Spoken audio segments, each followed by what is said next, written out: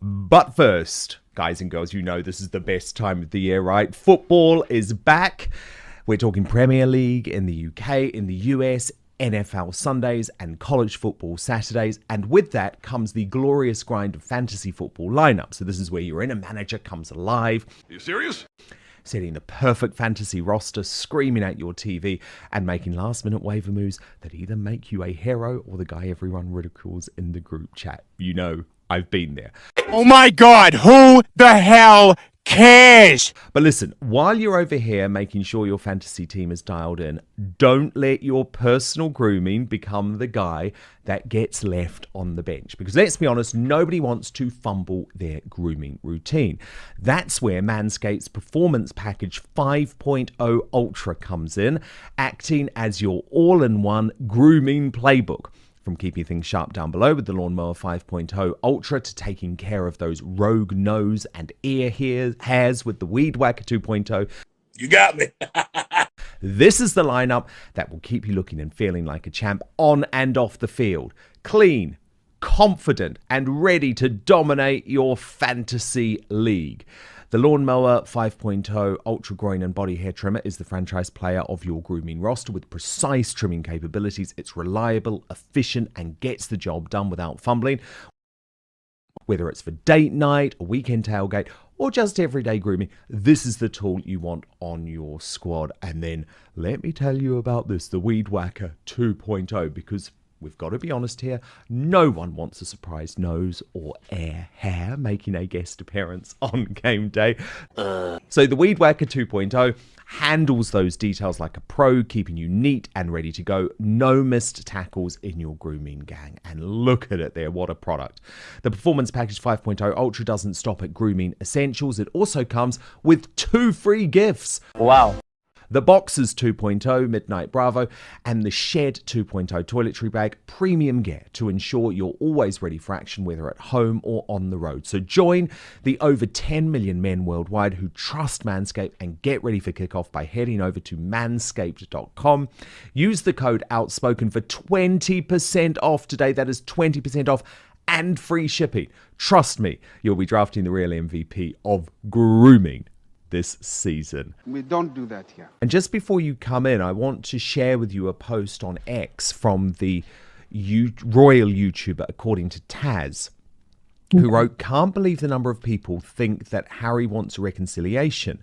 He wants leverage and content to sell. He might be convincing a few people he's changed, but it will only be weaponized them to fight his battles for him. Fact. He does not want peace because he's not sorry." And Sam, I have to agree with Taz on this. I do. I don't believe him. I don't trust his motives.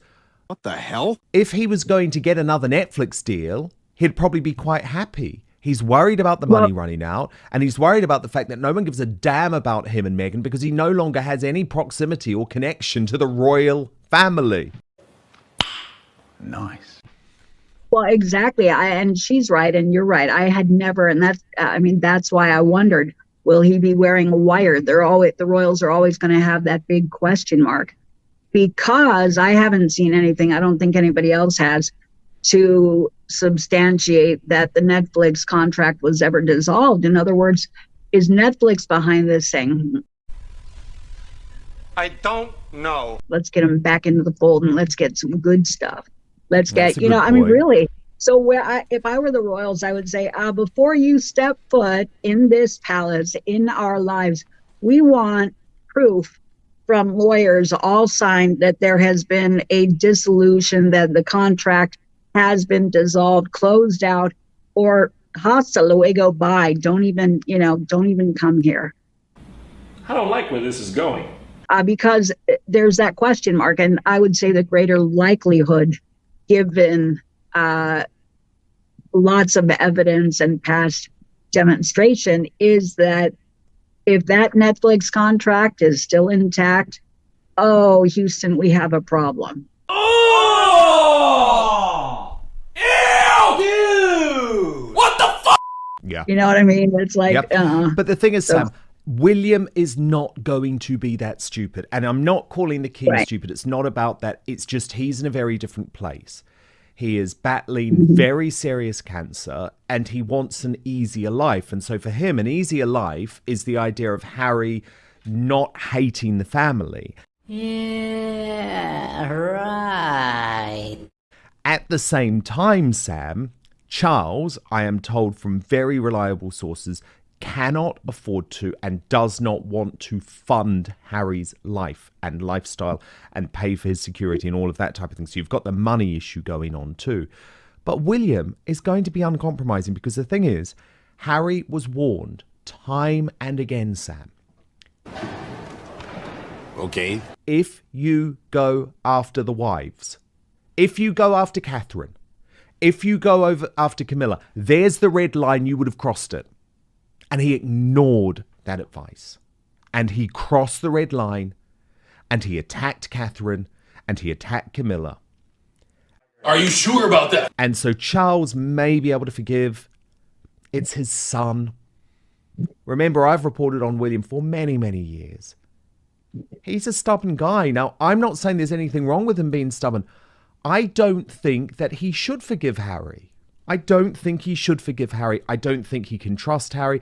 And as you say, Harry hasn't even offered up an apology. All he's done is said, oh, maybe I now won't demand that you apologize to Meghan. I mean, that is the delusion of this guy, Sam. My disappointment is immeasurable, and my day is ruined.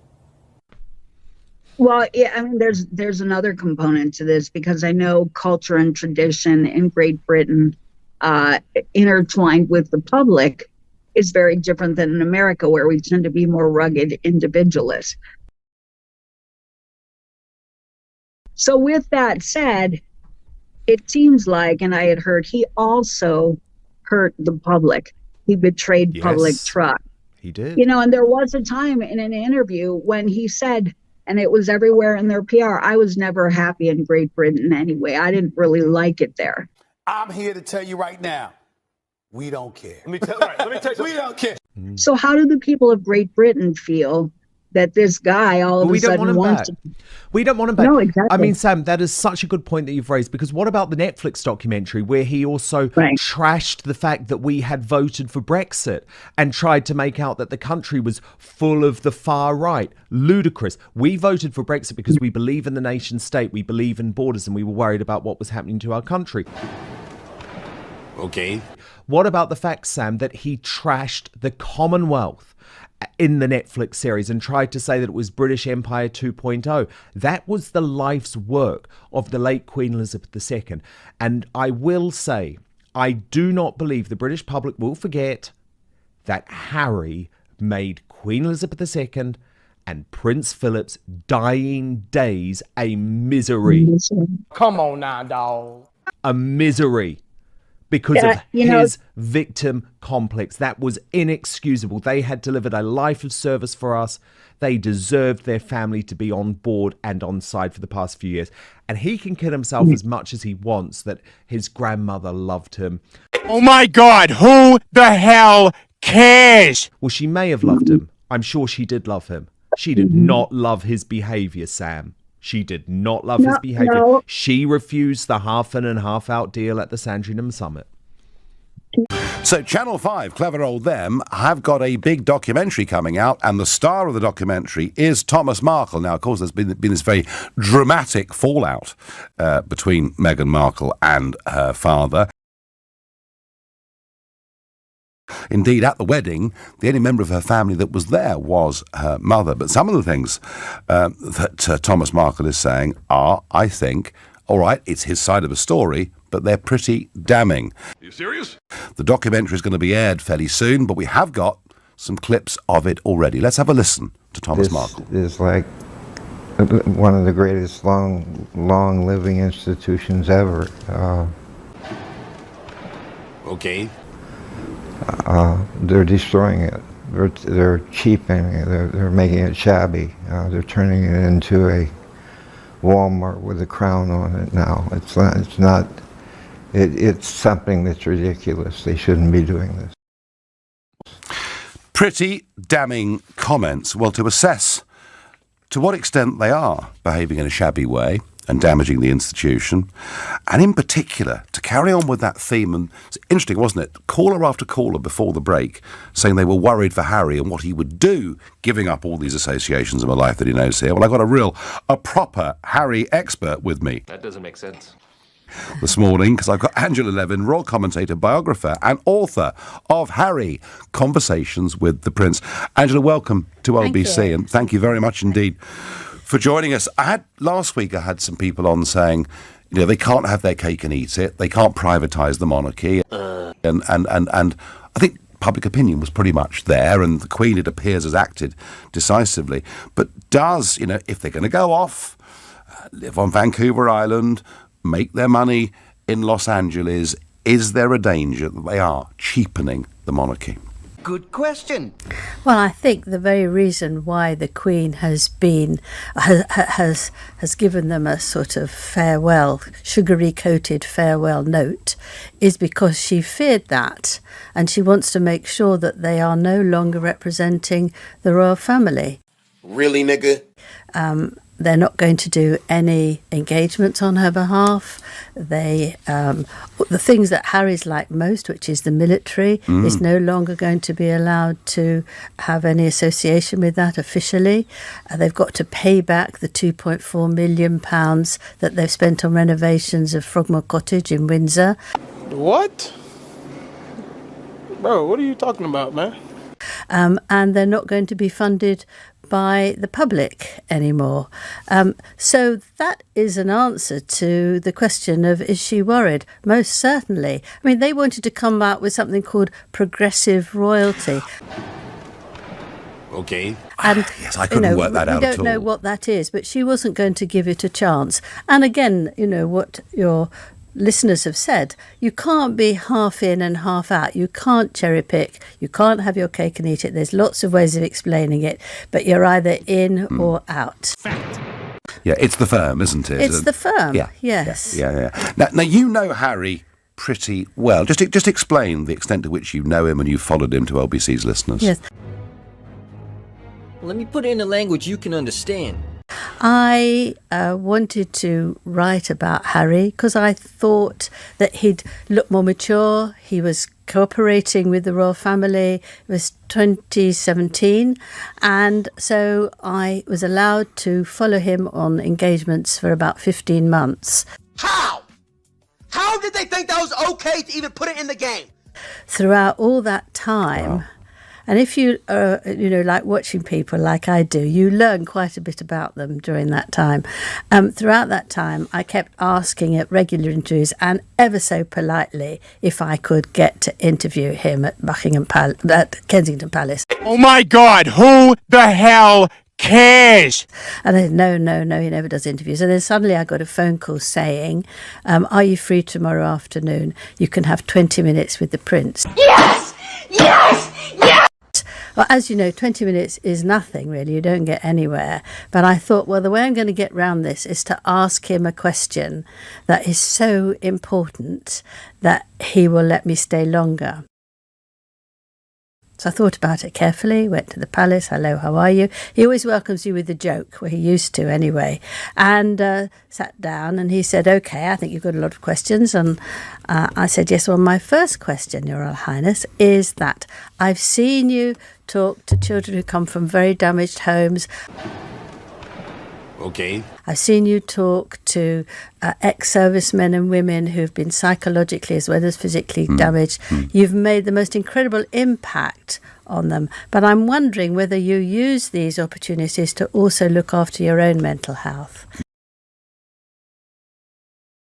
Wow. That was some question. So there was absolute silence, and I thought, I'm either going to get thrown out or it'll work. Got in for a penny, in for a pound. Long pause, and he said, that's a very big question. Good job. Another long pause, and then he said to me, you're right, of course. And the tone of the conversation was very, very different after that. It was risky, but it was worth very it. Interesting. Are you serious? And you made a comment there that I thought was really interesting at the start when you said that he'd welcome you, or he'd welcome people with a joke. Yes. And then you said, at least he used to. What is he doing? He's beginning to believe. Because Yes. I don't know, but it seems to me that over the course of the last 6 months or more, he looks miserable, he looks haunted, we've seen some tears in public. I mean, marriage isn't making him happy, or have I got that wrong? I don't like where this is going. Well, I don't know about the marriage not making him happy, but I don't think he feels he's making Meghan happy enough, and I think that's weighed on his mind a lot. Women. And of course, we were discovered today that, in fact, the Queen has known quite a long time about their unhappiness of being part of the royal family.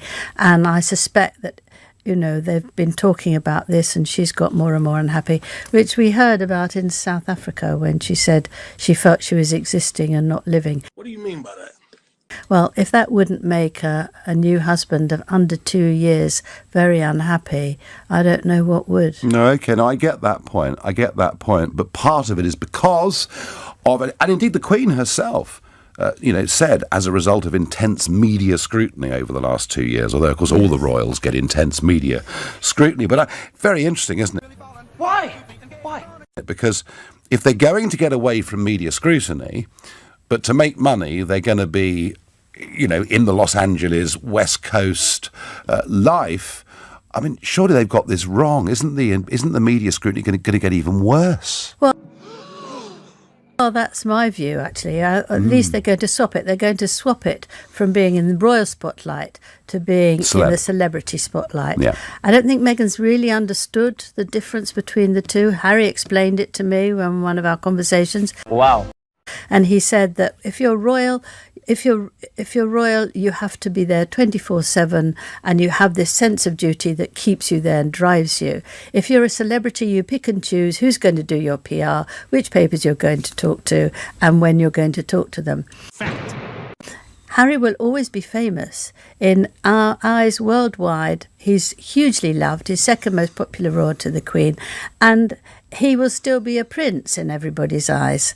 Are you sure about that? And they will a different kind of publicity. But Angela, what will he do? Well, that's also very And she true. can go back to, they've got Disney voiceovers they've been pitching for. She might do some acting again. Gay! She might go on the Oprah Winfrey show. I mean, you can see that she can have a completely full life out there. What does he do? Well, she's also got loads of friends and good connections, which Harry won't have that either. Or his family. I think that's a really big problem. He's never worked in the way that you or I might think of work, and he's had lists of what he's going to do written out for him, planned months and months and months ahead. My disappointment is immeasurable, and my day is ruined. He won't work in an office. He told me he can't bear sitting in an office looking at a computer. He gets very agitated by it. It's very, very difficult. I hope he will keep up the Invictus Games charity which he's involved in, and also Tentabile, which is this charity in Africa, which is for young kids who are whose parents have died of AIDS, or they are suffering from HIV. But that's not enough to keep a man in his mid-30s busy.